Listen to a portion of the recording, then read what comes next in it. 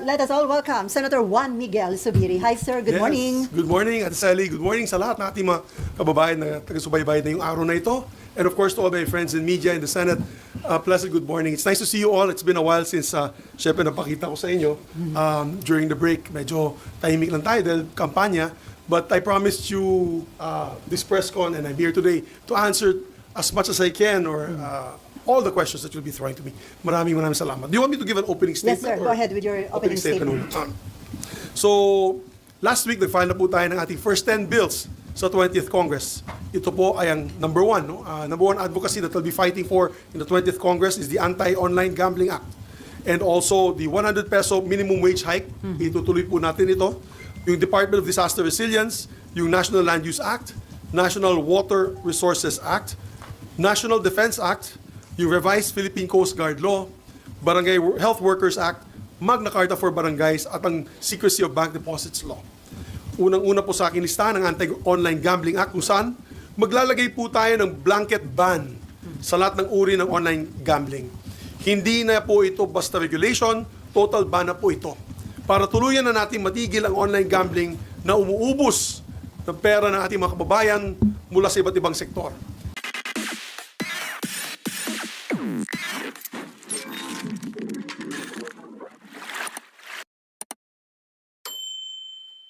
And similar to how we banned isabong, similar how we banned POGO, ito ay magandang hakbang para matanggal na po itong addiction sa ating mga kababayan.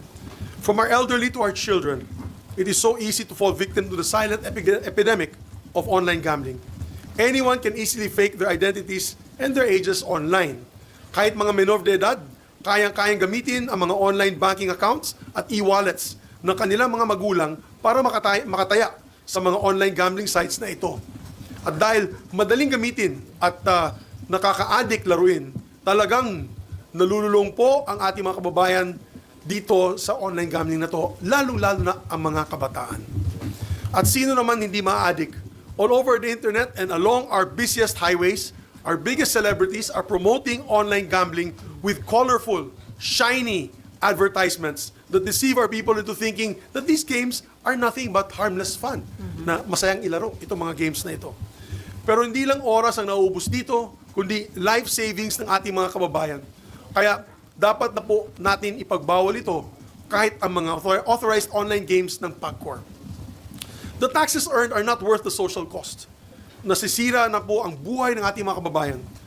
Nag-aaway-aaway na po ang ating mga pamilya. Tumataas ang kaso ng krimen. Nababaon na sa gabundok na utang ang manggagawang Pilipino, which then severely affects their mental health. Marami na rin pong kaso ng suicides related to gambling debts. And allow me to read the message from our mayor from Kibawe, Bukidnon. He said here, because nakita po niya yung post ko, babasahin ko munang Bisaya, Nana diri bro, nagpusta, teenager, online gambling, napildi, natalo ng 100 pesos, gisave sa iyang parents. So, tinago po, savings po ng kanyang mga tatay at nanay. Siguro less fortunate po ito under living, just below the poverty line. Less than a month, 100 pesos. 100 pesos lamang. Less than a month, ito po yung message sa akin. Not 100,000, 100 No, pesos. 100 pesos. Less than a month, napusta po siya, wala kay pildi man. Naulaw siya sa iyang parents, naghikog, nag-suicide. Imagine 100 pesos, then less than a month, nagpusta ulit siya, natalo, yung bata, nag-suicide. This is a true story. And then I said, normal kayo mga bata na 16 years old, varsity. This is the kid that killed himself. I'm not, of course, allowed to mention his name for their privacy. But normal kayo nga bata, 16 years old, varsity player, 1 week before nag-start game, July 12, nagpakamatay, nagpahikog, o naghikog, yung bigti. Kay ulaw kaayo sa iyang mga parents, ulaw, nahiya po siya sa kanyang mga magulang. Kaya, these are true stories. We're not making this up. So sir, considering na rampant na yung online gaming, hindi na pwedeng i-regulate lang, talagang total ban ang isusulong na. Well, ang problema kasi dito sa addiction na ito, apektadong lahat eh.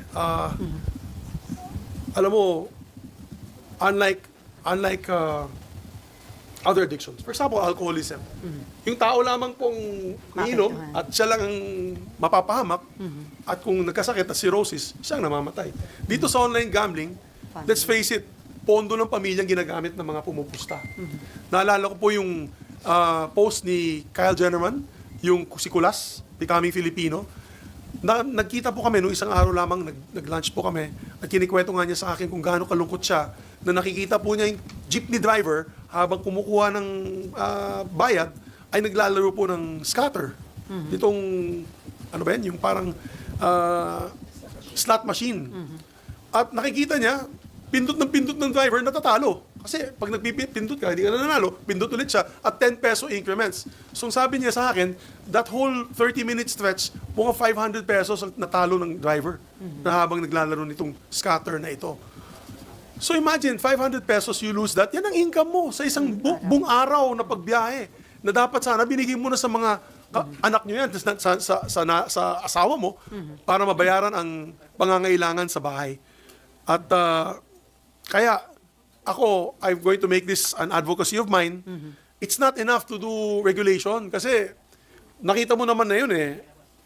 Lalabas yung that's why na-late ako ng konti dahil gusto ko makita mismo, ako mismo yung sarili kong makita, saksihan itong online gaming na ito. It is so easy to enter the online gaming sites. And pag may verified GCash account ka, agad-agad, automatic, makapasok ka na. Makakataya ka na. Regardless kung anong edad mo. Nakalagay lang doon, you must be 18 years old, you must know the ills of gambling. May konting pabala lang. Tapos, press I agree. Pag pinindot mo na yung I agree na yan, pasok ka na kaagad. Laro ka na. Na walang verification kung 18-year-old nga ba yun, sir? Oh, actually 21 dapat, but walang verification. Well, kasi yung ginamit natin GCash ay adult naman, no? Kasi yung GCash meron naman sila. In fairness, GCash meron naman silang verification method. But what people are doing to circumvent this is basically sometimes hinihiram nila ang may 21 na edad, di ba? Babayaran nila, they use the money, or sometimes they put up fake GCash accounts. And we've seen it happen because ang dami-dami pong scams, no? Since Senator Grace po passed the SIM registration, ang dami pa rin online scams. So, nakakalusot pa rin sila. So, it is still easy for them to be able to get a GCash account, a PayMaya account, or all kinds of e-wallets to play these games. The child that I mentioned na nag-suicide, that is just one of several thousands that are happening as we speak. No? Yung mga riders, mga farm workers po namin sa Bukidnon. Tinanong ko, out of 45 of our farm workers sa Bukidnon, almost half of them may accounts dito naglalaro sila, almost half. So tinatanong ko sa kanila, sabi ko, anong ginagawa? Ba't kayo naglalaro? Panglibang lang po, pang-relax lang. Pero tinatanong ko, they lose an average of 500 to 1,000 pesos. Agricultural minimum wage earners ito. Di ba? Na-addict na. Magkano lang naman yung kanilang disposable income? Kaya, ang balita sa akin, guys, no, this is a serious issue. I spoke to manufacturers. I spoke to mall operators doon sa probinsya. Hindi ito yung mga SM. I don't know. I don't know the facts. Maybe we'll call them when we get to the hearings. We'll call SM, Ayala Malls. Bumagsak ang sales. Nakausap ko dito, mga Ororama. Doon sa probinsya namin, yung mga local mall operators. Bumagsak ang sales. Nagtataka sila, ba't matamlay ang sales na yun? In other words, these last few months, matamlay ang sales. They also told me their suspicion is online gaming. Kasi, naubos na yung pera mo para madala mo yung anak mo sa Jollibee. Di ba? Imbis na madadala mo sila sa Jollibee, manunod kayo ng isang pelikula sa sinihan, hindi na nila madadala dahil nauubos na eh. Sa sugal. Wala, sa sugal. Sa online gaming, nauubos na. And even we asked around when I had a meeting with the NGCP recently, even power consumption is down. Ibig sabihin, wala na masyadong, siguro dahil nauubos sa sugal, baka hindi na gumagamit ng air condition, electric pan na lang. Mga ganun klaseng mga situations. But we cannot deny that manufacturing is down, the consumption is down, consumer spending is down. Would it be because of this?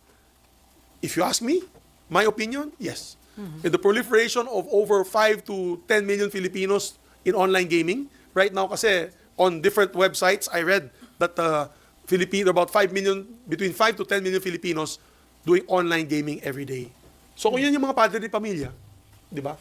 Yan yung mga nanay, yan yung mga nakatanggap ng ayuda, yan yung mga natanggap ng 15-30 na sweldo. Itinaya na yung ano nila, itinaya na yung kanilang kita, no? Kanilang tulong ay best na ibibigay sa pamilya, naubos sa sugal. Ang yumayaman, iilan lang. And there's only about 20 or 30 online gaming sites. These are now probably the most richest Filipinos in the country. At what expense? At what social cost? Guys, let me state this, the specifics, and let me state some facts. We are now the #1 gambling capital of Asia. Alam naman ninyo yan, you can go online. Yung, it's this website, C-Asia. Philippines is #1, #2 ang Cambodia, #3 ang Macau, #4 ang Vietnam, #5 ang South Korea. In terms of number of casinos. Sa online gaming, we're also close to being #1. The top 5 countries for online slot machine players, online yan for 2023. #1 is Indonesia, #2 is Cambodia, #3 is the Philippines, #4 is Myanmar, and #5 is Russia. Okay? So, top 3 tayo. Top 1 na nga tayo sa casinos, top 3 na tayo sa slot machines, and this is in 23 statistics, 2023. Paano kayo na yun? Parang mas accessible na po siya. So, anong pong plano natin? We'll make our prohibited acts under our bill, Senate Bill number 142. That's Senate Bill number 142. It is the prohibited acts, establishment, operation, conduct of online gaming in the Philippines, which shall cover those offshore or foreign operated digital gambling platforms or applications. Number 2, acceptance of any form of betting or wager by digital gambling platforms or application through online. Number 3, facilitating the use of electronic wallet or e-wallet and other digital payment systems for online gambling. Pagbabawal po natin yan. Number 4, advertising through traditional media, online and social media, including posts of content creators, vloggers, influencers, which promote online gambling and specific digital gambling platforms.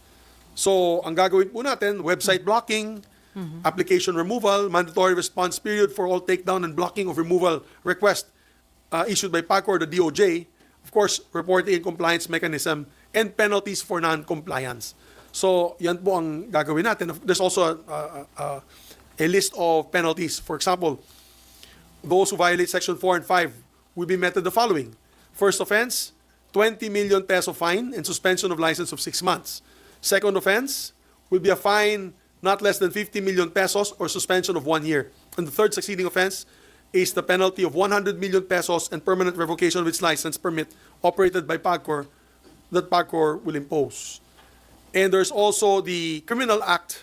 The chief operating officer or president of the company shall be penalized with imprisonment of not more than 6 years by the court.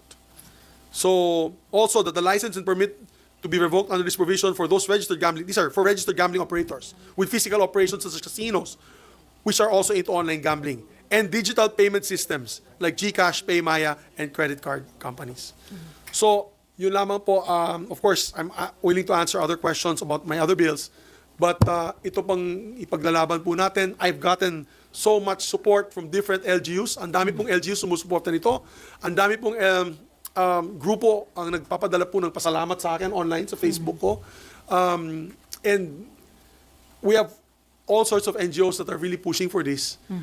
Sana wag na natin pag-usapan ng regulation kasi regulation nalulusutan So, sir, nalulusutan. Kaya sana tulong-tulong po tayong pagbawal itong online gaming para sa ating bansa. Sir, appeal ba kayo na maisama ito sa priority kapag nag-LEDAC meeting? Yes, if I had an opportunity na makausap po ang ating Pangulo o mga leaders natin, sana po maisama nila ito, pag-usapan nila ito sa LEDAC. Because the social cost is not worth it. It's not worth it. Nakita naman po natin nangyari sa Isabong. Yung mga naglaro po ng Isabong, biglang nabigyan ng napakalaking kapangyarihan that they already decided to take lives even into their own hands. So we want to remove this type of sickness in our society. And as I mentioned earlier, domino effect na ito. Siyempre, pag medyo ubus ka sa utang, na-addict ka sa utang, at nasa gambling, at nagkaroon ka ng napakalaking utang, ay domino effect na yan. May narinig po ako na may isang lalaki, ninakaw nila yung tip box ng restaurant last week. I read it on a news item. Dahil daw, babayaran daw niya, gagamitin daw niya sa online gaming at babayaran daw niya yung mga kautang niya dito. So, before you know it, we'll be a nation of gamblers and we'll be a nation sinking into this gambling addiction. So yung online gaming giant DigiPlus Interactive Corporation, which operates Bingo Plus, Arena Plus, and Game Zone, sumulat sila sa Philippine Stock Exchange, and they said that the recent price shocks had been triggered by the filing of the online gambling regulatory bill and online gambling prohibition bills at the Senate and House of Representatives.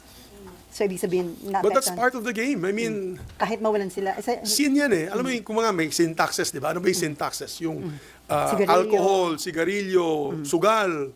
Ano yan eh? It's an item, guys. It is a game. It is a vice that is not needed by society, di ba? So, pag pumasok ka dito sa industriya na ito, it's fair game. It's fair game. So, maraming bansa, like for example, Singapore, heavily regulated yung casino. As a matter of fact, yung casino nila ay nakikita lamang sa isang lugar. And they're only given one license. And locals are not, I believe locals are not allowed to play. Foreigners lang. Hinihingan ka ng passport. Kung wala ka foreign passport at Singaporean ka, hindi ka makapasok doon. And many other countries have banned online gaming, have banned casinos. As a matter of fact, sa United States, although they have Las Vegas, but you cannot just find an ordinary casino anywhere in the United States. For example, you're in Michigan or Connecticut or you're in California, kailangan mo pumunta sa Indian Reservation. Yung casino sa California is in Indian Reservation. Babiyahe ka pa ng malayo para pumunta doon. And it's not accessible everywhere. Here in the Philippines, you don't need to go to a casino. Ito lang, kailangan mo. Parang nagkakasino ka na. And minimum bet, by the way, is 1 peso ha. Sa casino, walang tumatanggap na 1 peso. Kaya tahimik lang ako pagdating sa casino. Kasi sa casino, kailangan may disposable cash ka, dala mo eh. So, halos middle income to mayayaman ang naglalaro doon. Di ba? Sir, kapag nag-implement ng total ban sa online gaming, sa pag-aaral nyo, magkano yung magiging foregone revenue? Yan ang hindi ko pa alam. We'll find out. Do you have the list? At kung meron man, hindi yun enough? Ito dyan. Sa on electronic I'll find out from my staff. I had it researched. on electronic games. So 47 billion. A year. A year mawawala. So, mali But we na can, kumpara dun 47 billion is small. Buti sana we're earning 500 billion. But at the expense of our people. Remember that collection is taxes collected for the people who bet.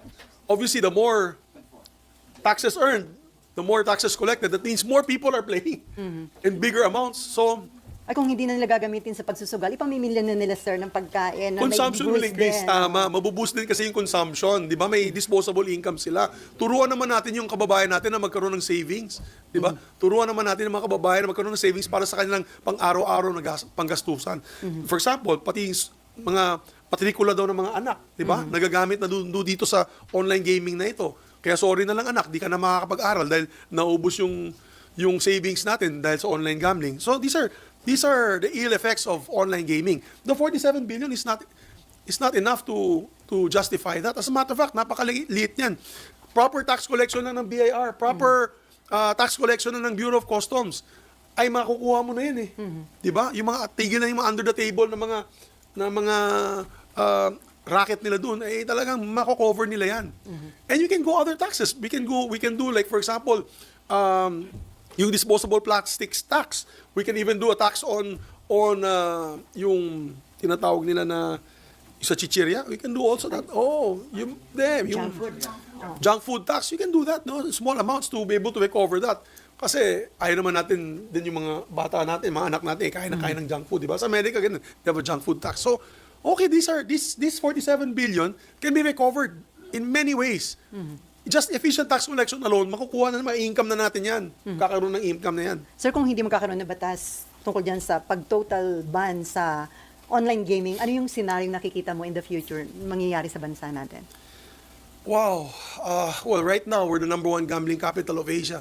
And you can see na matamlay ang ating bansa. They say our economy is growing, but I really actually don't see it. With due respect, no? Consumption is down. Yung mga malls, pag maglakad kayo sa malls, konti lang yung tao gumagastos na yun. So lalo na pag na-addict na po ang ating mga kababayan dito sa online gaming, we will no longer have high consumption of our economy. And right now, that is what's running our economy. Our economy is being run on consumption spending. On spending. Yun yung OFWs. Isa pa yan. Eto, maganda. Yung mga OFWs, ang dami po nag-message sa akin kagabi, sa aking Facebook. Sang-ayon kami dyan, Senator Zubiri, salamat at sana ipaglaban nyo ito. Dahil yung pinapadala naming pondo sa aming mga pamilya, ginagamit lang sa online gaming. Can you imagine? Trabaho ng trabaho yung nanay, trabaho ng trabaho ng tatay sa Saudi Arabia, sa Kuwait, sa Europe, nagsasakripisyo para sa kanilang pamilya. Pagdala ng pondo, ilalagay sa GCash, gagamitin sa scatter at kung ano-ano pang mga online casinos, online slot machines at nauubos lamang. So that's what's going to happen. Consumption, consumerism will go down and that's what's running our economy now. Kasi mahina yung manufacturing natin. We're almost zero increase in manufacturing. Exports. Very, very small number of exports. On a recent online survey of ABS-CBN, sang-ayon ba kayo na ipagbawal ang online gaming sa Pilipinas? Ang result was overwhelmingly in favor of the ban. And even online, makikita mo online, mayroong mga heart and then yung parang ibang icon para hindi pagbawal. Like this one, it's 175,000. There's another one that I saw, overwhelming then about 50,000 were against online gaming and only 500 plus were for online gaming. So it's becoming to be a scourge in our society, guys. I'm letting everyone know that this is becoming to be worse. Ganito nag-umpisa ganito lang nag-umpisa yan. Yung sa Isabong, di ba? Parang walang namamansin dyan. After 2 to 3 years, pumunta nga ako ng Siargao kasi I go fishing sa Siargao. Yung mga nagtatambay lang doon, lahat sila naka-Isabong, nakapapanood ng video. Sabi ko, nako, this is going to be another problem in our country and it became a big problem in our country. So, this online gaming has only been siguro popularized in the last 2 years. So, if we continue this in the next 2 years, by the end of the term of the president, we'll be a nation of online gamblers, a nation of addicted gamblers, and a drop, and you'll see, all across the board, in all sectors, there will be a drop in productivity, drop in consumer spending, there will be a drop even in energy utilization kasi wala na sila pambayad ng kuryente. And this will also increase the number of crimes, petty crimes, theft, scamming, and all that, para lang makapagbayad dito sa addiction na ito. So we have to stop this. We have to stop this. Or else, kawawa po yung ating mga anak, ating mga kababayan. So sir, considering na maraming sumusuporta dyan sa proposed bill nyo na yan, sa tingin nyo, mabilis siyang maaprubahan dito sa Senate? Alam mo, problema natin, malalakas na individual ang kalaban natin dito. Mayayaman po ito. Nakikinabang dito sa online gaming, sir? Mayayaman po ang mga kalaban natin dito. We all know that the owners of online gaming sites are very wealthy and powerful individuals. It's going to be a tough fight.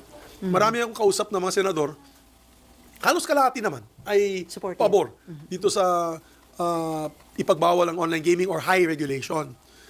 Pero hindi pa natatakot ako, hindi pa lumalabas yung mga, syempre hindi pa nagfe-flex ng muscle itong mga maglalabi against the banning.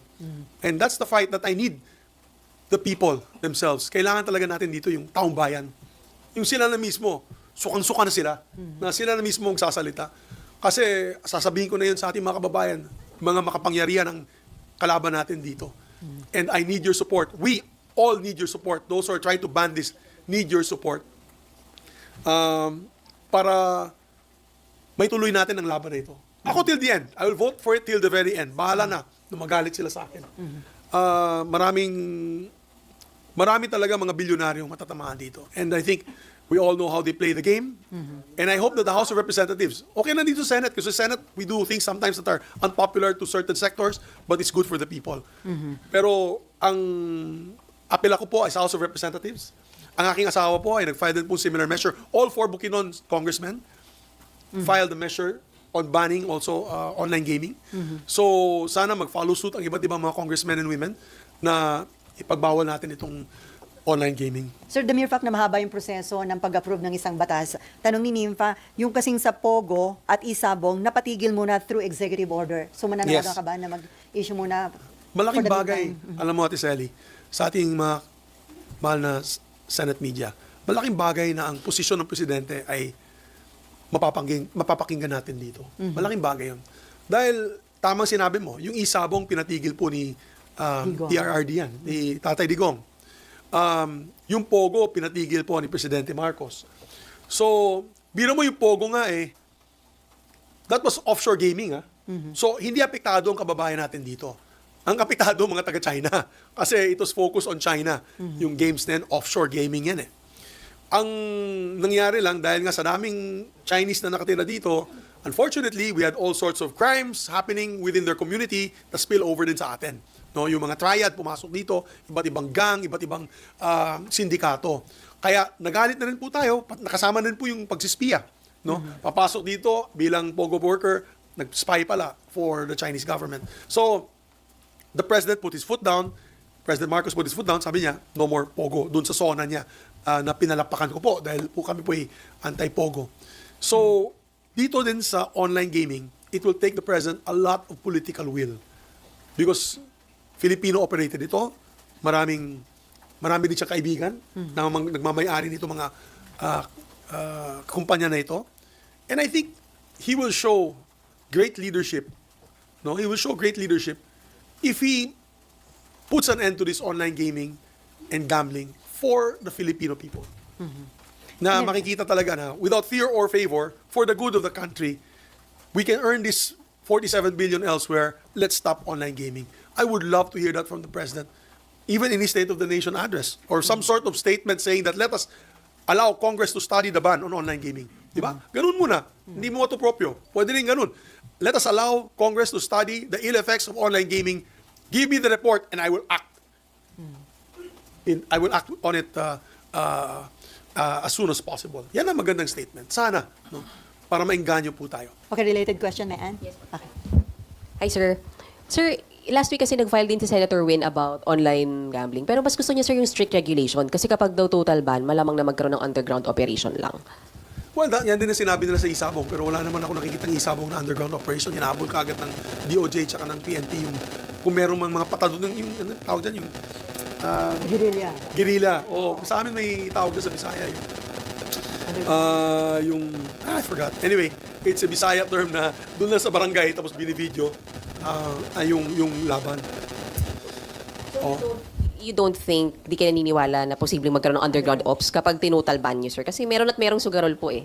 Meron sugarol, pero my dear, ang mangyayari dyan, pasawa yung Pilipino eh. Magaling sila makalusot eh. Magaling sila makalusot dito sa online gaming.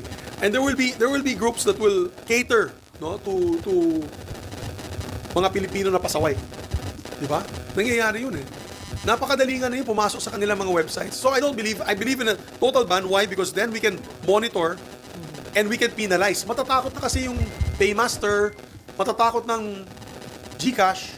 They'll be afraid to use their e-platforms. Without the e-platforms being utilized, then that's a different story. Pero habang nandyan yung e-platforms, pati yung credit cards, wala. Hindi mo mawala yung addiction. Oh. Okay, same question. Ay, okay ka na, may Ann? Mav. Sir, clarification lang po. Yung 47B, that's only first quarter 2025? First 3 months of the year lang. Yung foregone revenue. Ay, yung revenue. Opo, yung revenue. So, kung parang if we will go with this number, sir, parang bigger industry pa pala to kaysa sa POGO. Yes. And the bad part about it, it's utilizing Filipinos. Not foreigner. Not foreigners. The bad part about this online gaming, let's say, for example, they earn 160 billion a year, but they're earning it from the people who are gambling on the field. Yung masa. Masa yan. Yung Social ills nga ang mangyayari dyan. This is something alarming na, sir, itong ganung nangyayari. quite alarming. Ako na nagulat. You're right. You pointed out that it's only one quarter. That even alarms you even more. Kasi that's revenue coming from the taxes collected on the betting. Ibig sabihin niya, napakarami na ng Pilipino. Baka hindi na ako maniwala na 5 to 10 million na. Baka 20 million lang. Maganda dyan, sa mga hearings na igagawa po natin para dito sa online gaming na ito, we're going to ask all the e-wallets and credit card companies to tell us more or less the number of participants or the number of users that use their e-wallets to pay for this online gaming. Kasi we'll know the figure, 90 million pala. I'm sorry, Sally, Ate Sel. Yung what I found out is GCash has 90 million users. And I think PayMaya has about half of their users. So I'd like to find out, it'll be interesting to find out ilan dun sa 90 million ang naka-log on dito sa online gaming. With secrecy, of course, and privacy being the utmost priority. Numero lang, malalaman natin yan. Sir, on the... okay, related question. Raymond and then Marlon. Related po sa gusto niyo magsalita si Presidente, would you want na mabanggit niya ito before coming SONA? Sana. Actually, magsusona tayo this July. Sana po. Sana po banggitin po ng ating Pangulo itong issue ng online gaming, online gambling.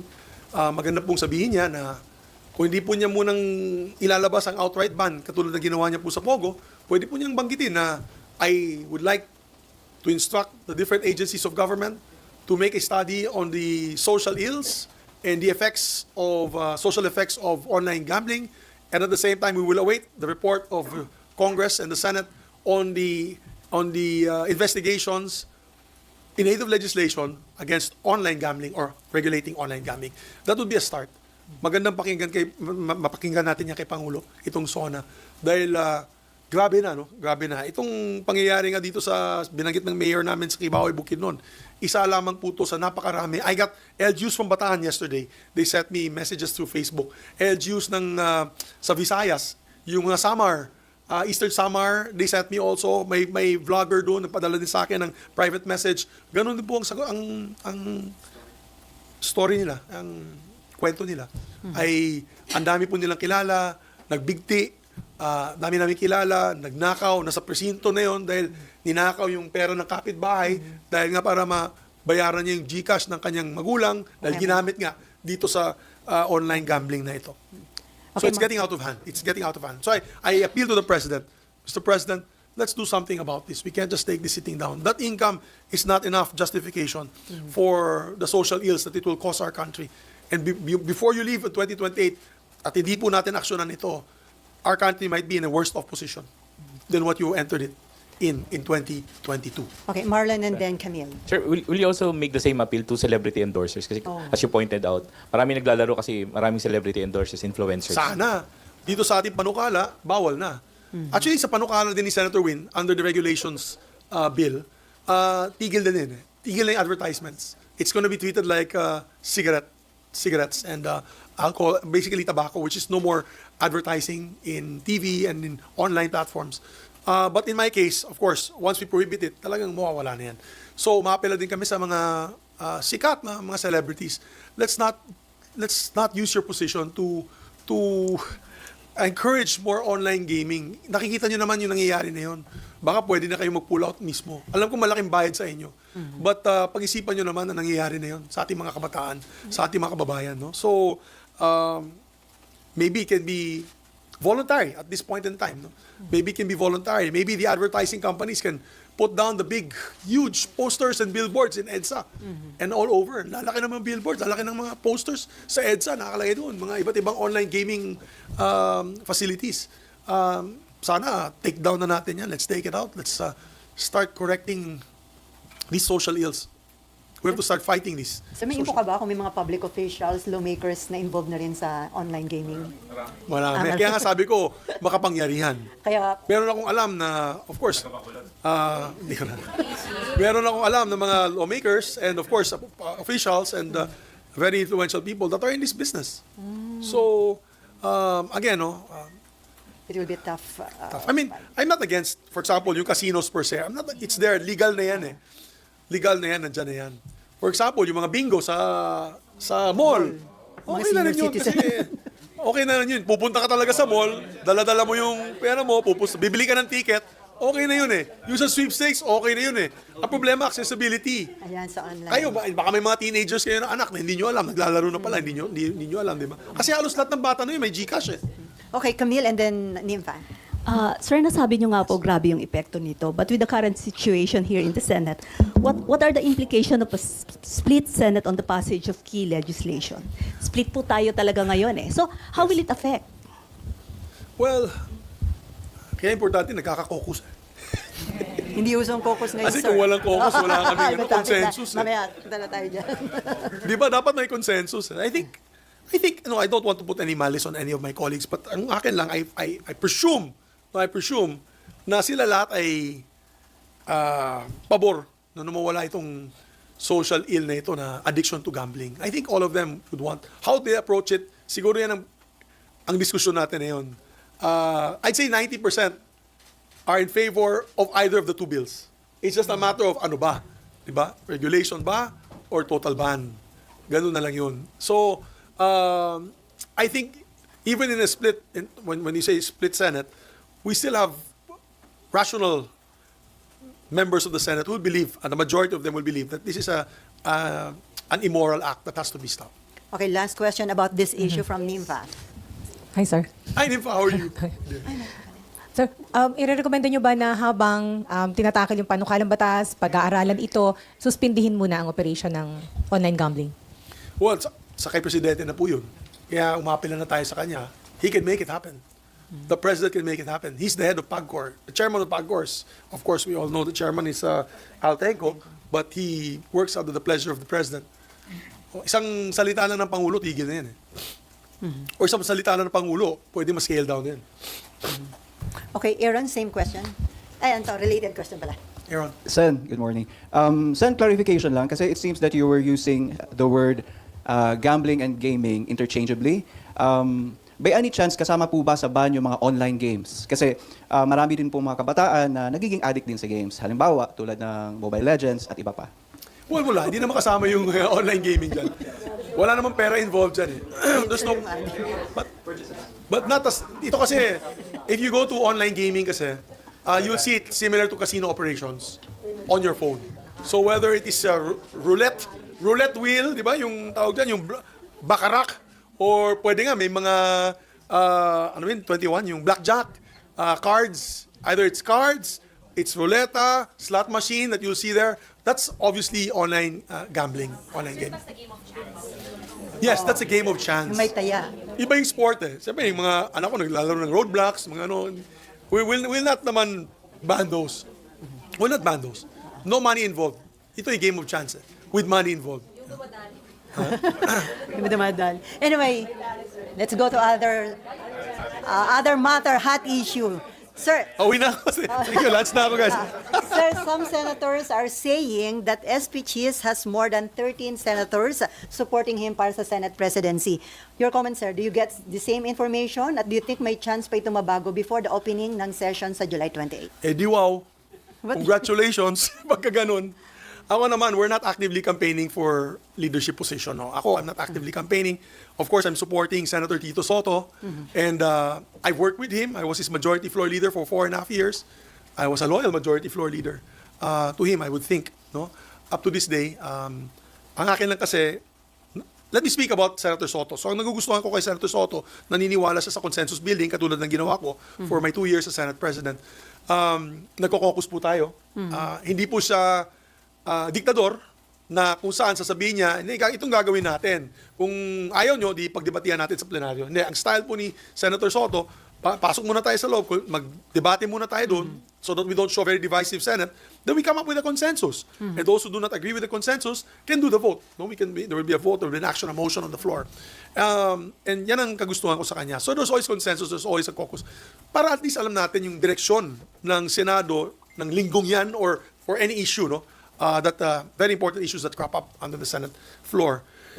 So, with that said, mas gusto ko po ang leadership style ni Senator Tito Soto. And I learned a lot from him. I learned a lot also from Senator Ed Angara, who was my boss before when I entered in 2007. He mentored me. He was also a former Senate President. Diba? So, yan ang turo nila sa akin. Nung kasama ko yung mga statesmen at that time, Senator Joker Arroyo, Senator Miriam Defensor Santiago, Senator Juan Ponce Enrile, of course, Senator Frank Drilon. Pag nakikita ko yung leadership style nila, napakaganda eh. I mean, it's discussion-based and also consensus-based, but at the same time, there's no act to suppress your ideas. No? You can bring out your ideas. But at every turn, at every corner of the decision-making process, the integrity of the Senate is always protected. The name of the Senate is always protected as an institution. Yan ang maganda. Hindi pwedeng, bahala na. Basta gagawin natin to. Bahala na, magalit yung taong bayan sa atin. Hindi pwede. But some of your colleagues are saying na mas maganda daw yung open discussion, mas Okay lang. transparent. Makikita doon ng public paano pinagtatalunan yung... That's fine. They can do open discussions. Sabi na ibang colleagues ko, mas maganda, doon kami mag-away-away sa floor. Tingnan nila na yun.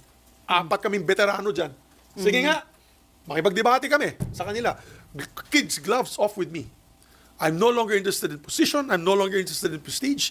I'm no longer interested in power. I am only interested in the image of the Senate and how we can leave the Senate behind as a still trusted institution of this country. And to be able to do that, we have to show transparency. Diba? We have to show transparency. We have to show, for example, sa budget, we now have to show transparency. I'm glad nandyan si Senator Ping Lacson. Ayan ang unang sususiyin niya, isa-isa. Budget. Talagang makikita natin na yun. Diba? Eh, sabi nila, mawawalan ka ng committee. Eh, bahala na, wala na akong committee. I've been in public service for almost 25 years now. I've been in the minority when I started my first term in Congress as a spice boy.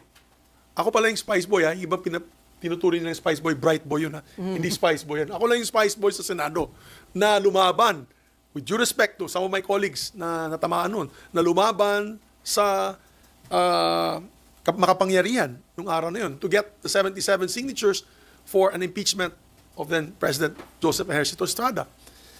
I've been a member of the majority. I've also been a majority leader for 3 terms. And I've also become the Senate President. So, for me, committee, okay na yun. Sa inyo na yung mga committees. Wala ako dyan.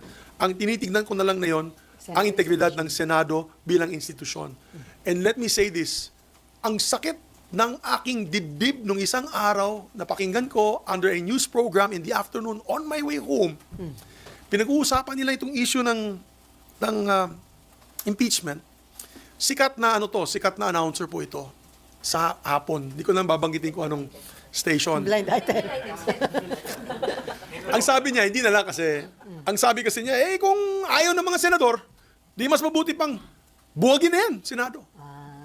So I said, God damn it, that is exactly what we don't want to hear bilang senador, na walang saysay ang Senado. Na wala na tayong saysay. Bakit pa? Mas magulo pa nga kayo daw. Sabi, sa simbahan kapon, ano ba nangyari sa inyo? Mas magulo pa kayo sa House. Yan ang dating natin dito na yun.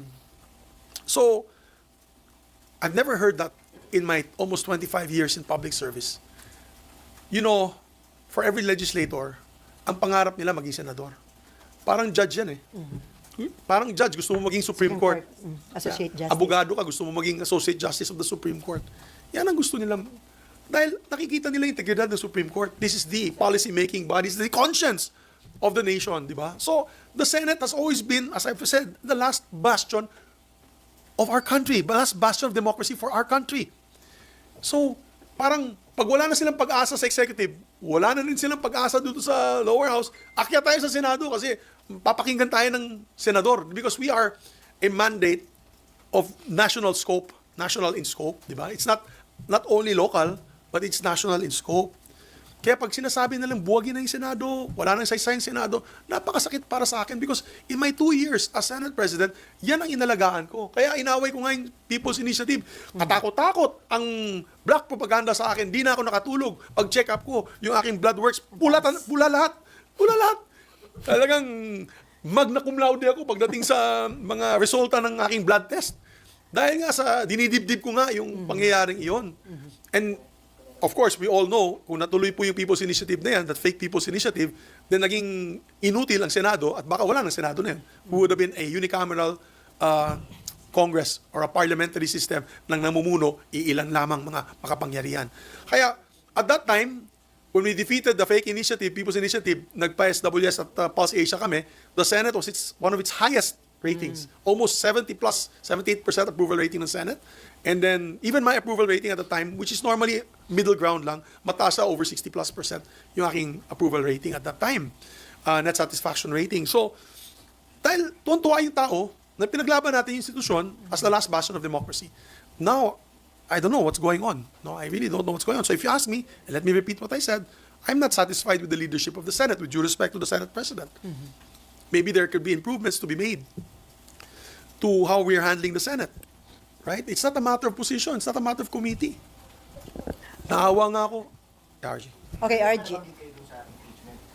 I don't know if you've been asked before, ba't kayo bumoto doon sa meeting if you feel that... Because remanding is just trying to get an answer from them on the issue on constitutionality. You have to remember that I came out on the floor and I said that as far as I'm concerned, hanggang 19th Congress lang ito. Hindi lalabas doon ng 20th Congress. Kailangan gawin ulit. That was my position.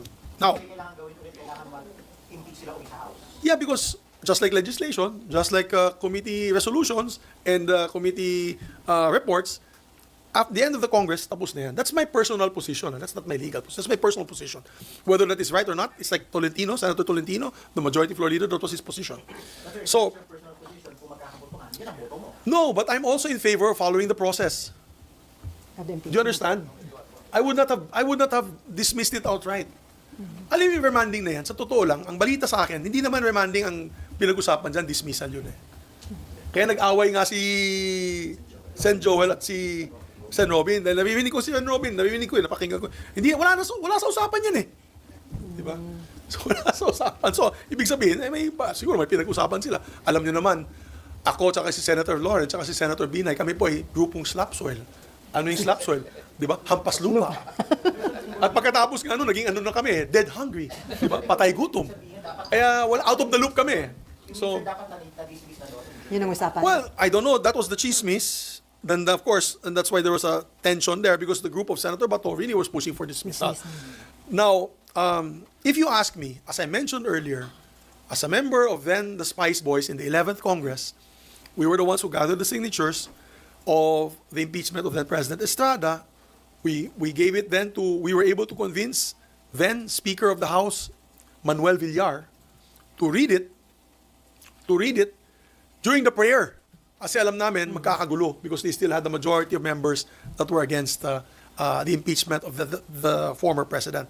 So, nangyari dun, bakbakan, di ba, dinala sa Senado. What did the Senate do?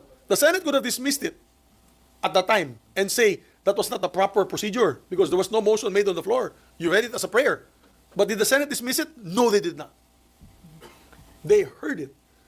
My point is, it's not about my personal opinion if she is guilty or not, the Vice President. Kasi ako, alam mo naman, taga Mindanao ako. Yung tatay ko hindi pumirma sa impeachment as former congressman. And we became heroes for it in Bukidnon. Talagang sa Bukidnon, 99% ng tao dun pro-Sara. So ang punto ko it's not about my personal anymore. It's not about my personal opinion or my personal vote on the matter or my personal feeling, no, if she's guilty or not. It is the procedure that must be followed. There is precedence. We've had in this Constitution, if I'm not mistaken, since 1987, only two successful impeachments. The third kasi, nag-resign siya. Nag-resign si Merceditas Gutierrez. On these two, it was acted upon by the Senate. So, I'm sorry, no? Wala naman nakalagay sa Constitution, nakalagay doon forthwith, di ba? Hindi naman nakalagay doon forthwith unless dismissed by the Senate before actual trial. Wala doon sa Constitution. So I don't know. I'm not a lawyer, as you all know, but in my lengthy member as a legislator who has seen both of these impeachment exercises, I think we have to follow through. And then we do a vote. Huwag na kayo matakot. Kung pro-Sara kayo, di bumoto kayo. Against the impeachment, it's a political exercise. But the process has to proceed forward. That's to move forward. So now, that's my position. Kaya, I want to put that on record. No? Whether I'm pro-Sara or not, I cannot, I have to listen to the evidence that will be presented by them. Of course, I have some biases. I think that it is a witch hunt because they want to remove her from public service para yung iba makaupo at yung iba ay mawawalan ng kandidato na kalaban pagdating sa halalan ng 2028. But I will set that aside. I'll set my bias aside because we have to follow the process. Yan ang proseso ng konstitusyon. It cannot be changed. If we violate that, then we violate our oath of office when we say that we will defend and protect the Constitution of the Republic of the Philippines. So, definitely, we have to do what is right here. Proceeding with the trial, you mean trial, formal trial? Yes, no, proceed that. Well, at least, let's invite the prosecutors. Tell them, ano ba yung ebidensya ng... Alam mo sa simbahan, I think Sunday kasi kahapon, sa simbahan na yun lang ako nakakita ng mga 4 na pamilyang lumapit sa akin. Ano bang tinatago ninyo? Ano bang ginagawa ninyo dyan sa Senado? Nasisira yung integridad, nasisira ang pangalan ng ating Senado dahil sa wala tayong ginagawa. With due respect, no, to my colleagues on both sides. Ang akin dyan, let's do what we are supposed to be doing under the Constitution. That's our constitutional mandate. And then we make a decision. Panindigan niyo yung decision nyo. either to impeach or not to impeach, to acquit. So, yan na lang ang position ko dyan. RG, meron ka pa ba? Okay na. Okay, before Dindo, Camille, Mayan, and Daniel. Sir, going back dun sa Senate leadership, mag-e-effort ka pa ba para makakuha ng support for Tito Soto or tanggap nyo na po na kayong posibleng maging minority pag nag-open ang 20th Congress? There's a lot of, I have a lot of privileged information. Yung mga kumakausap na sa akin na ganito, hindi magandang pakinggan. Kaya hindi ko na lang babanggitin. Why are the reasons why you don't want Tito Sen? Why you don't want Ping Lacson? Masyadong stricto, masyadong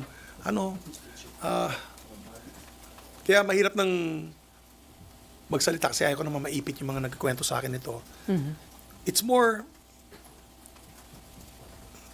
of accommodation. I think many of them were given the best committees that the Senate can be offered.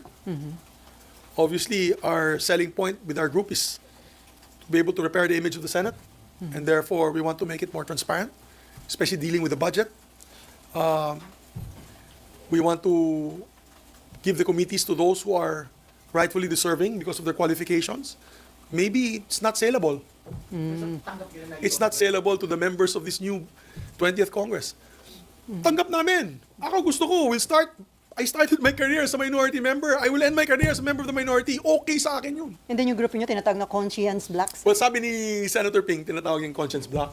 I call them veterans block. Kasi, to be honest, we don't have naman the monopoly of conscience. Di ba? I have members like Congressman Marcoleta or Senator Marcoleta. May conscience din naman yun. So ayoko naman, di ba? Ayoko naman sabihin na kami meron sila, wala. Parang Spice Boys yan di ba? Yung kalaban namin nun, Bright Boys. Sabi namin, di naman kami nagpapanggap na bright. Spicy lang. Banghang lang. So ako, I'd rather be known as a veterans block. And because we've seen it all, and we've seen how the Senate at once upon a time was its, of course, peak performance in terms of trust rating with all our kababayans. Sana we can bring it back to that level. Okay, Dindo. Dindo muna. Alam mo, naawa nga ako kay Senator Risa. Naawa talaga ako sa kanya. Alam mo, kampanya para sa kanya mga kandidato. Tapos sabi niya, gagawa siya ng sarili niyang bloke, na independent block. Ay na yun, mag-isa na lang siya. Nasa I heard na mag-isa na lang siya. I cannot confirm nor deny this. But, willing nyo i-adapt, sir? of course, she's most welcome to join us. Although, we have a divergent I'd say, position on some issues. Kasi of course, she's more on the left side, we're more on the conservative side. Many of you know I'm a conservative politician. So, but you know, when it comes to transparency, sama-sama kami. Di ba? When it comes to abuse of authority, dapat sama-sama kami na tumayo. We welcome her to join us. We'll adopt her even if she doesn't want to be adopted. So 5 ang minority? Well, no, I don't want to answer for her. Ang sa 4 lang kami, handa na po kami sa pagiging minority. Okay, Dindo. Sir, nabanggit niyo yung leadership style. Kay SP Cheese ba, hindi ka satisfied, especially sa pag-handle ng impeachment case? Hindi ka ba siya believe sa style ng leadership Hindi niya? lang yan marami pang issues Ako, katulad niyan, yung sa budget, para kay pa ako nag-vice chair. Di ba? Tinanong nila ako, gusto ko mag-vice chair doon sa budget noong 2025. So I said, okay, I'll volunteer kasi para naman, wala naman akong committee. Di ba? May committee ako, Economic Affairs, wala naman akong ginagawa. Alam niyo naman, gusto ko magtrabaho. So hinandle ko yung sa DOST, Department of Science and Technology.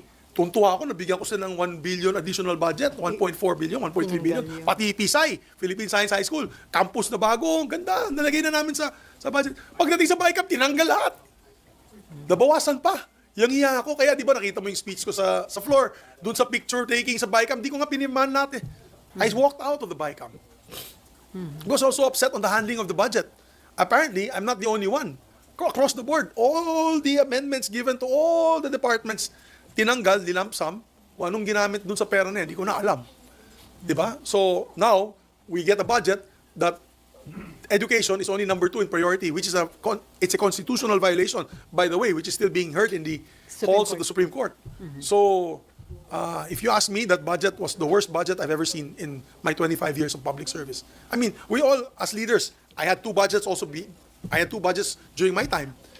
Sinagot naman ni Sani, yung mga kung saan pumunta yung pera, nadagdagan yung edukasyon, nadagdagan yung military. Diba? Klaro-klaro. Ito, puro DPWH lang nadagdagan Diba? So, diba? Nabusog yung DP. Dondi, meron ka pa? So, yun lang. Kaya, that was just one of them. So, the handling of the impeachment is one. Of course, the budget's another. And the lack of transparency. For example, the Senate building. What is going to happen with the Senate building? Findings came out na wala naman, on track naman daw. We're spending a lot. Apat kasi na tower yan eh. Di ba? So, ano na yung pangyayari dyan? Di namin alam. Matutuloy ba yan? Will it become a white elephant? We're not told what's going to happen to that. Hindi ka na-update. No, there's no update whatsoever. You don't know what's going on. Among their side, yung kumakausap lang sa akin doon, and I'll be honest about it, and I thank him for it, is Senator Alan Peter Cayetano. Senator Cayetano is the only one lumalapit sa amin. Nakausap kami, yung ano bang mga problema na pwede maayos. Kasi accounts chair siya, di ba? So, I have to thank Senator Cayetano. At least he reaches out to us. Me, Senator Lauren, and Nancy, who's now mayor of Makati. So, yes, I see that the leadership is lacking. We need some sort of, if not, then we're ready to be in the minority. Okay, may Ann Camille and then from Rappler. Sir, does it sadden you na kung sino pa yung mga veterano, experience gaya ninyo, kayo pa yung hindi mag-lead sa 20th Congress? Kumbaga, pwede nga minority talaga kayo. Yeah, actually, it saddens me because, alam mo, yung chairmanship kasi na yun, parang binibigay sa mga not so qualified members of the Senate sa aking pananaw. At tapos yung mga super qualified, katulad ni Senator Lauren Legarda, ay binigay sa kanya, culture and arts na lang, na napakasipag naman ng tao. Sabi ko nga sa kanya, baka sa next Congress, hahatiin na yan. Baka ikaw na si culture, ako na si arts. Committee on Arts, siya culture. Dahil nga, paslupa na kami. Dead hungry, ano yan. Patay gutom na kami. So, paglaban na lang namin yung integridad ng Senado. So wala pang pag-uusap sa committee chairman? Wala. Kami, whatever. Kayo, sir, What? ano yung kinuha? Nothing. Nobody's talking to us anyways. So nobody's talking to us anyway. So wala problema. Yung masama doon, pati yung mga kasamaan ko na parang gusto ko na ilabas sa samahan ng loob ko. Pero sige lang. Tayo lang naman. Tayo lang naman. So sir, Tayo lang naman. Tayo. so sir, Online ba? Okay. So, sir- Hello, online. sir, yung bang seatmates, buhay pa o disbanded na? Wala na. Medyo masama ang loob namin. Kasi at least sana naman kinausap din kami. Alam naman nila, si Tito Sen yung unang namin. I've been telling them, okay ba kayo kay Tito Sen? Tahimik lang sila, quiet lang sila. Tapos mamaya-maya, may mga na pala sila. Statement na. May mga Decision na hindi naman kami sinama. Baka gusto nyo, sama-sama tayo na ito yung committees nyo. Ganyan. Wala. Hindi kami kinakausap. So it's okay. Kaya nga, patay gutom na kami. Kaya ba paulit ka kanina na sinasabi mo, kasi mo yung loyal majority? I don't know. I was just loyal to my... I'll tell you what. During the Farmally, kaya nga, my demise was because I respected the committee system. I respected the committee chair. My demise was I respected my committee chairs even under the insistence of some of my colleagues and some people in power to stop certain hearings. Kasi nakita ko yan sa Farmally. Nung panahon ni Tatay Digong, ni President Digong Duterte, they were trying to stop the Farmally hearings. 1 year yun, kay Tito Dig Gordon, di ba? 1 year yun. And it came to a point that there was almost a quotet against Tito Soto at the time. I was approached, I will no longer mention who approached me, and asked if I was interested to take over his position. I said no. And that's for the record. I said no. At dahil I said no, nanatili din yung grupo namin sa seatmates block, wala silang magagawa. Di ba? So, tuloy-tuloy yung hearing noon. So wala na seatmates, sir, ngayon? Wala na? Hindi pa buwag ba? Buwag na. Well, hindi ko sabihin buhag, pero syempre, Nag-iisa ka na lang ba sa seatmates? kami ni Lauren. Sila nila. Kami ni Lauren. Sir, isa na lang, sir.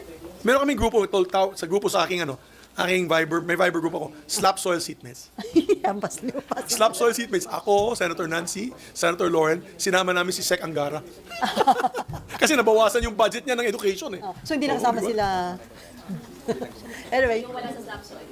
hindi na. Meron din kaming grupo na original seatmates. Pero wala na. Siyempre, may mga joke-joke pa rin kami dyan. Yung mga Akala ko tahimik na eh. joke time. Kailan yung huli? Sino ulit nag-joke, sir? Sa seatmates. Matagal ng panahon. Medyo matagal-tagal na yata yung mga. Sir, isa na lang. Sir, so tama po ba? Suko na yung grupo ninyo? Mukhang wala Hindi naman na suko na kasi, I don't know. That's okay. It's okay with me. I treat them with respect. That's par for the course. We're in politics. Of course, in politics, there's no permanent friends, No permanent no enemy. permanent enemies, only permanent interests. So, Pero yun nga, sir, since meron na nga si SP Cheese ng majority, mukhang malabo na si SP Soto for now. for now, yes. But we're open to another third force. Baka may dark horse dyan na gustong tumayo. Why not? We talked about it sa grupo namin. If there's a dark horse that will come out, that's not necessarily us four, we're willing to support. Basta ang pangako lang niya ay transparency at integridad ng Senado. Yan ang mahalaga. Ang integridad ng Senado at isunod ang mga rules, mga batas, mga tinatawag natin traditions ng Senado. But as for SP Soto, medyo malabo for the opening of 20th Congress. Well, as all the pronouncements of my friends from the other side is that they have the numbers, so be it. But anything can happen. anything can happen. Remember that mid-year, 2026, 2027, anything can yet happen. So, what is important is like-minded senators will get together and decide one day that if they're satisfied with the leadership or not. Our bloc is ready to support. Okay, Camille. Senator, yung impeachment po talaga is very divisive. Alam po natin yan sa buong bansa actually. Is support or opposition to BP Duterte's impeachment becoming a proxy battle in the race for Senate presidency? Ano po yun? Kasi yung race po, ito po bang impeachment kay BP Duterte? Oh yeah, ito malaking po ba bagay ang yun. proxy battle para She's still sa... the number one. She's still the number one in all the surveys that I've seen in the last 3 weeks. She's still the number one leading candidate. The last one nakita ko 35% siya. At nandun si Bong at Bongo at 14%. So kung tanggalin mo yung Bongo at tanggalin mo yung Bongo factor dun, that's about 49%. So, siyempre hindi naman yung boboto kay Bongo, boboto kay Sara din yun. So kung tanggalin mo yung numero ni Bongo, siya pa rin ang majority candidate o magiging number one candidate. So, yeah, some people, that's what they look at. They're looking at it as a race to remove her from office. And once impeached, she will be banned from running for public office. So, of course, that's one way of looking at it. But then again, let's see. Mahirap magsalita. I'm a senator judge now. So, as a senator judge, I don't want to put out any cards at the moment, and we'll see what happens when we go along.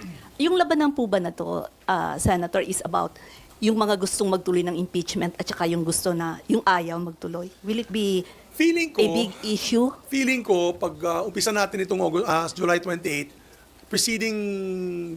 the preceding day, or the next day rather, July 29, there probably will be debates on the impeachment process. I think fundamental question is itutuloy ba?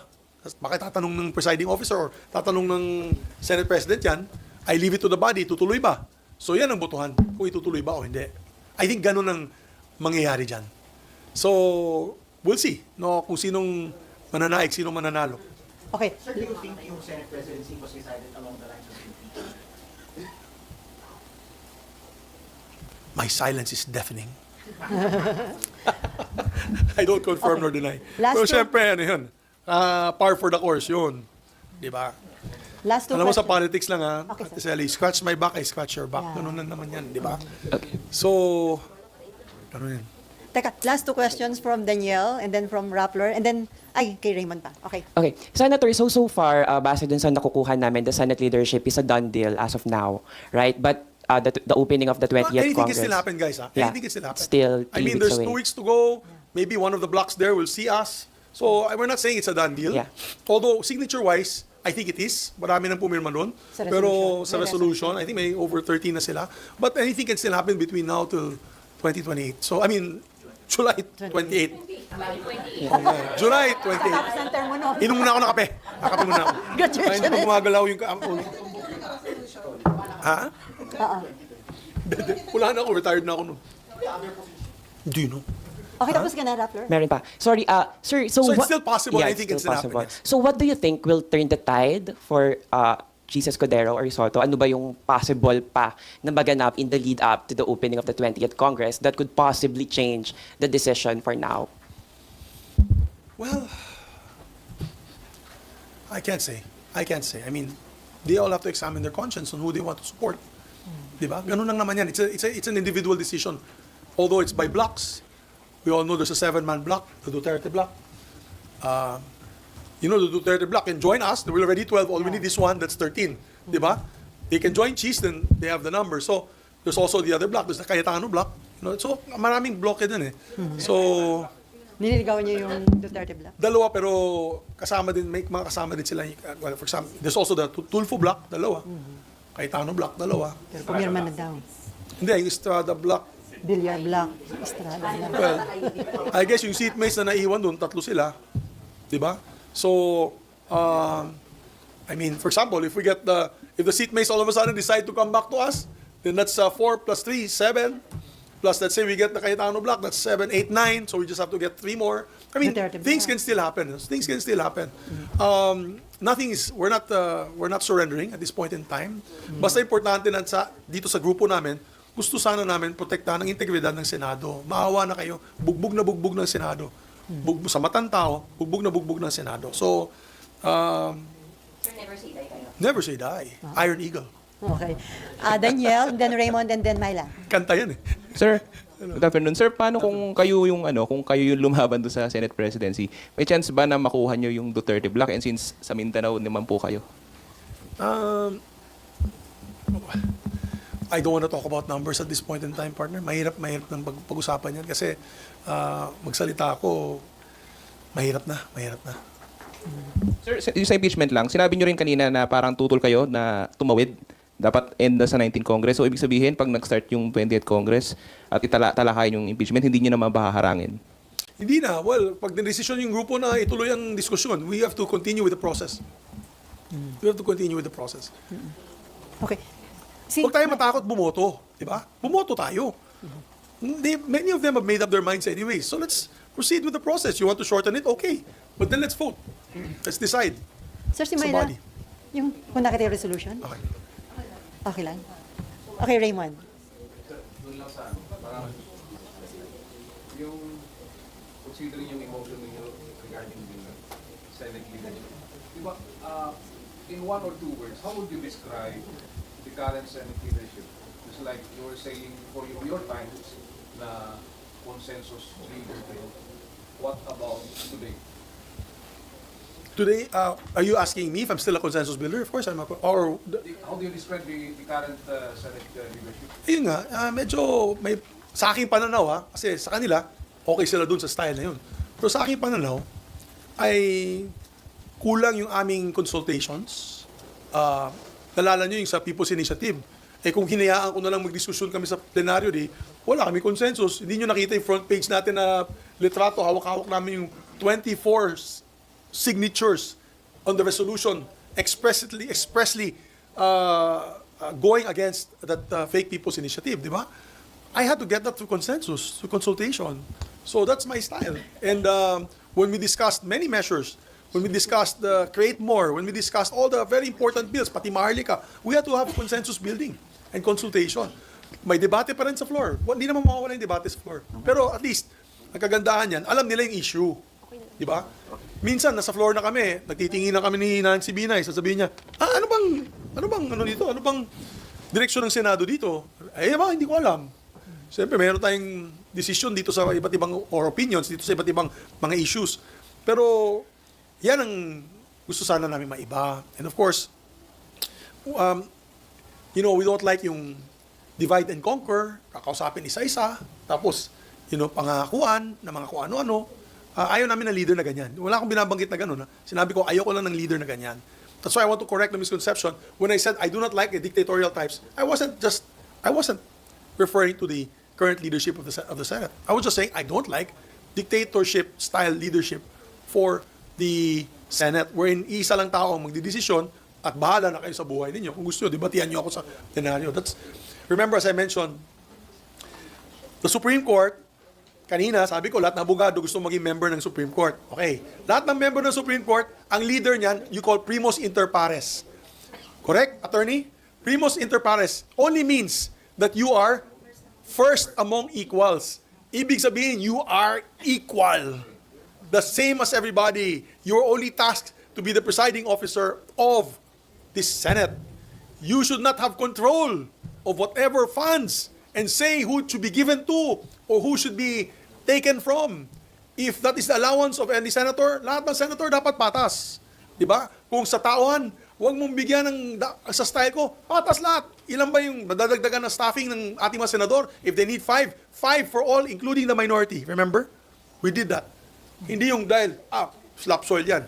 Wala yan. Kayo, 10. Kaya, yan ang ayaw natin dito mangyari sa leadership ng Senado. Di ba? Yan ang hindi nangyari noon at hindi dapat mangyari sa atin sa Senado ngayon. That's why, I miss the leadership, for example, Senate President Drilon, Senate President Soto, Senate President Juan Ponce Enrile, even Senate President Nene Pimentel, who I had the pleasure of being my minority floor leader when I was majority floor leader in 2007. They would probably now, they would be cringing on the fact of what's happening to the Senate. I'm sorry, with due respect, and some members will disagree with me, and they will probably hit me and say I'm speaking on my own. It's my opinion. They are entitled to their opinion. I'm entitled to my opinion, and that is my opinion.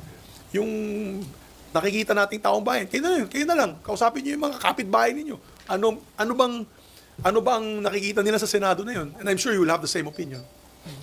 Okay, on that note. Thank you. On that note, I just want to say, never say die and never surrender. There is still time. We are reformists. We feel that we have to, as Senator Ping Lacson is, add conscience to the discussion. And again, I'm saying it's not the conscience. For me, conscience is not a monopoly. And we're still hoping that many of our colleagues still have their conscience intact. And when the time comes, when we decide on banning online gaming, ay magkasama po kami, minority, majority, magkasama po tayo lahat para sa ating mga kababayan and on other issues as well. But before I end, I just want to say that I will always pray for our beloved Senate and for our beloved people. And I hope that the Senate can step up to the plate in providing integrity and efficient government service, particularly transparency, para maiba naman ang perception ng ating mga kababayan sa Senado. Ang Senado para sa akin ay palagi maiiwan as the last bastion of democracy. And we should give that people hope na pag inaapi sila ng agency, ng LGU, ng National Government Agency, ang pwede nilang lapitan ang Senado. Dahil alam nila, ang Senado makakatulong sa kanila. Maraming salamat po. Okay. Thank you.